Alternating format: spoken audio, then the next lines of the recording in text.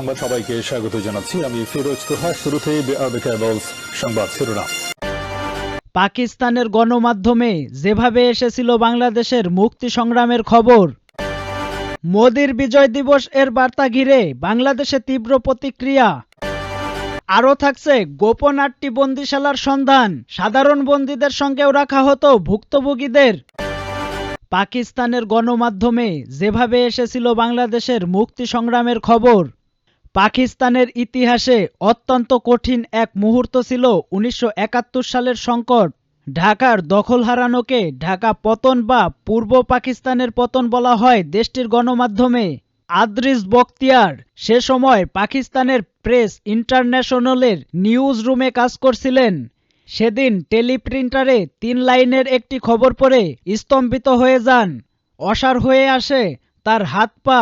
খবরটিতে বলা হয়েছিল পাকিস্তানের লেফটেন্যান্ট জেনারেল আমির আবদুল্লাহ খান নিয়াজি এবং ভারতীয় জেনারেল জগৎজিৎ সিং আরোর মাধ্যমে একটি চুক্তি হয়েছে, যার মাধ্যমে নিয়োজিত তার সৈন্যদের নিয়ে আত্মসমর্পণ করেছেন।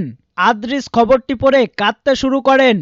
নিউজ এডিটরের সামনে খবরটি রাখলে তিনিও এক নজরে দেখেই মাথা নিচু করে ফেলেন। এরপর আদ্রিস দাঁড়ানো অবস্থা থেকে মাটিতে বসে পড়েন। তার চোখ বেয়ে তখন অশ্রু গড়িয়ে পড়ছিল। তিনি চাননি কেউ তাকে এই অবস্থায় দেখুক। ঢাকায় পাকিস্তানি বাহিনীর আত্মসমর্পণের ঘটনা স্মরণেই যখন করাচি ইউনিয়ন অব জার্নালিস্টের অফিসে মানুষের সমাবেশ হতো, আদ্রিস বখতিয়ারের সেই দিনের ঘটনাটি মনে করতেন এবং বিষাদভরা কণ্ঠে সাংবাদিকদের সঙ্গে সে সময়ে কথা শেয়ার করতেন। ইদ্রিস বখতিয়ার, যিনি সম্প্রতি মারা গেছেন, সেই দিনটিকে স্মরণ করে বলেন, পাকিস্তানের মানুষের সামনে এই খবর কিভাবে তুলে ধরবে তা চিন্তা করে কেবল কাঁদছিলাম। আর আমাদের নিউজ এডিটর যার অনুমতি ছাড়া কোনো খবর প্রকাশিত হতো না, তিনি হাতের উপর হাত রেখে বসেছিলেন যেন আর কোনো কিছুই করার নেই। কি উপায়ে এই খবর জনসম্মুখে প্রকাশ পেল তা বর্ণনা করছিলেন প্রবীণ সাংবাদিক ও জনপ্রিয় ইংরেজি পত্রিকা পাঞ্জাব পাঞ্জ এর প্রধান সম্পাদক হুসাইন নাকি। তিনি বলেছিলেন, যখন ঢাকা পতনের খবর পশ্চিম পাকিস্তানে পৌঁছায়, তখন সরকারি মিডিয়ার জন্য একটি বড় চ্যালেঞ্জ ছিল যে তারা এই খবরটি কিভাবে উপস্থাপন করবে। পরে পাকিস্তান রেডিওর এক সিনিয়র কর্মকর্তা খবরটি যেভাবে উপস্থাপন করেছিলেন, 2 স্থানীয় কমান্ডারের মধ্যে একটি সমঝোতা হয়েছে, যার ফলে যুদ্ধ থেমে গেছে।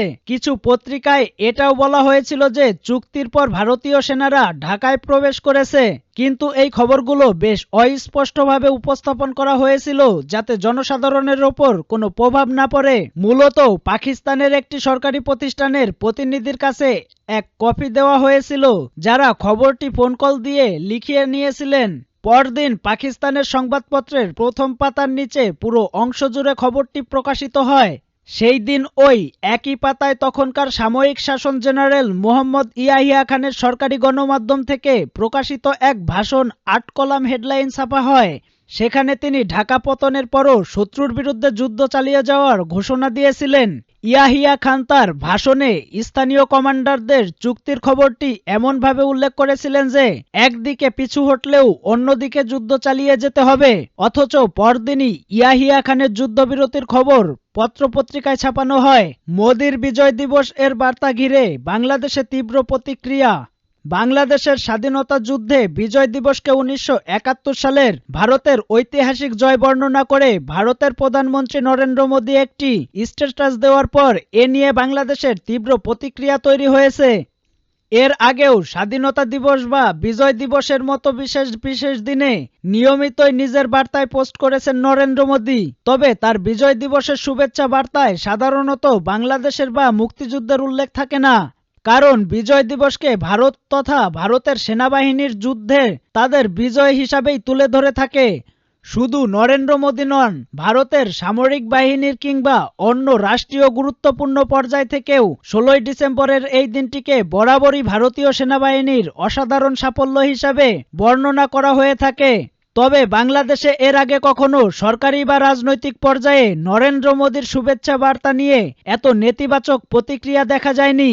অবশ্য আওয়ামী লীগ সরকার এবং ক্ষমতাচ্যুত প্রধানমন্ত্রী শেখ হাসিনার সঙ্গে ভারতের ঘনিষ্ঠ সম্পর্ক ছিল। 5ই আগস্ট শেখ হাসিনা পতনের পর রাজনীতি থেকে কূটনীতি সব ক্ষেত্রেই দুই দেশের মধ্যে টানাপোড়েনে তৈরি হয়েছে। এমন প্রেক্ষাপটে ভারতের প্রধানমন্ত্রী এই স্ট্যাটাস ঘিরে নতুন করে সমালোচনা তৈরি হয়েছে। মোদি যা বার্তায় লিখেছেন, বিজয় দিবসের সকালেই নরেন্দ্র মোদির বার্তা সামাজিক যোগাযোগ মাধ্যমে প্রকাশিত হয়। সেখানে তিনি লিখেছেন, আজকের এই বিজয় দিবসে সেই সব নির্ভীক সেনাদের সাহস ও আত্মত্যাগকে আমরা সম্মান জানাই, যারা 1971 সালে ভারতের ঐতিহাসিক বিজয়ে অবদান রেখেছিলেন। তাদের দৃঢ় সংকল্প ও নিঃস্বার্থ আত্মোৎসর্গ জাতিকে করেছে সুরক্ষিত এবং বয়ে এনেছে গৌরব। তাদের অসামান্য বীরত্ব ও অবিচল মনোবলের প্রতি সম্মান জানাতেই আজকের এই দিন। তাদের আত্মত্যাগ প্রজন্ম থেকে প্রজন্মের অনুপ্রেরণা যোগাবে এবং ইতিহাসে লেখা থাকবে। নরেন্দ্র মোদি এই বক্তব্যের কোথাও বাংলাদেশের নাম উল্লেখ করা হয়নি। প্রতি বছরই 16ই ডিসেম্বর বিজয় দিবস উপলক্ষে সামাজিক যোগাযোগ মাধ্যমে শুভেচ্ছা বার্তা দিয়ে আসছেন প্রধানমন্ত্রী নরেন্দ্র মোদি। এই দিনটিকে কেন্দ্র করে রাষ্ট্রীয় কর্মসূচিও পালিত হয় ভারতে। শুভেচ্ছা বার্তায় বরাবরই 1971 সালে নিহত ভারতীয় সৈনিকদের প্রতি শ্রদ্ধা জ্ঞাপন করা হয় এবং বলা হয় তাদের আত্মত্যাগের বিনিময়ে অর্জিত বিজয়ের কথা বলা হয়। সেখানে বাংলাদেশ বা মুক্তিযুদ্ধের কোনো উল্লেখ থাকে না, তবে সরাসরি ভারতের বিজয় বলেও বর্ণনা করা হয় না। ব্যতিক্রম হিসেবে দেখা যায় 2021 সালের বিজয় দিবসকে। সেবার স্বাধীনতা সুবর্ণ জয়ন্তী পালন করে বাংলাদেশ। ওই বছর নরেন্দ্র মোদি তার টুইটে ভারতীয় সেনাদের পাশাপাশি মুক্তিযোদ্ধা ও বীরাঙ্গনাদের কথা লিখেছিলেন। সুবর্ণ জয়ন্তী অতিথি হিসাবে তৎকালীন ভারতীয় রাষ্ট্রপতি রামনাথ কোবিন্দ তখন বাংলাদেশে, সেই সূত্রে ঢাকার কথা লিখেছিলেন নরেন্দ্র মোদি। আরও থাকছে গোপন 8টি বন্দিশালার সন্ধান। সাধারণ বন্দীদের সঙ্গেও রাখা হতো ভুক্তভোগীদের। গুম সংক্রান্ত তদন্ত কমিশন 8টির বেশি গোপন বন্দিশালার শনাক্ত করেছে, যেখানে গুমের শিকার ব্যক্তিদের আটকে রাখা হতো। কমিশনের তথ্য অনুযায়ী প্রতিরক্ষা গোয়েন্দা মহাপরিদপ্তর, র্যাব এবং পুলিশের counter terrorism and transnational crime unit এসব বন্দিশালা পরিচালনা করত। দেশজুড়ে এই গোপন স্থাপনাগুলোতে গুম হওয়া ব্যক্তিদের আটকে রাখা হতো। এছাড়া কখনো কখনো তাদের সাধারণ বন্দীদের সঙ্গেও বন্দী অবস্থায় রাখা হতো। গুম সংক্রান্ত তদন্ত কমিশনের অন্তর্বর্তী প্রতিবেদন থেকে উঠে এসেছে এসব উদ্বেগজনক তথ্য। গত শনিবার রাষ্ট্রীয় অতিথি ভবন যমুনায় কমিশন অ্যানফোল্ডিং দ্য ট্রুথ শিরোনামের প্রতিবেদনটি প্রধান উপদেষ্টার কাছে জমা দেওয়া হয়। প্রতিবেদনে জানানো হয়, গুমের ঘটনায় কমিশনে এ পর্যন্ত 1676টি অভিযোগ জমা পড়েছে। এর মধ্যে 757টি অভিযোগ যাচাই বাছাই প্রক্রিয়া সম্পন্ন হয়েছে।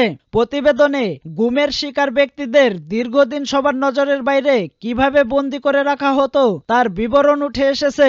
এতে বলা হয়েছে, এসব ব্যক্তিকে বিভিন্ন সময়সীমায় আটকে রাখা হতো। কেউ 48 থেকে 60 ঘন্টা, কেউ কয়েক সপ্তাহ বা মাস, আবার কেউ বছরের পর বছর বন্দী ছিলেন।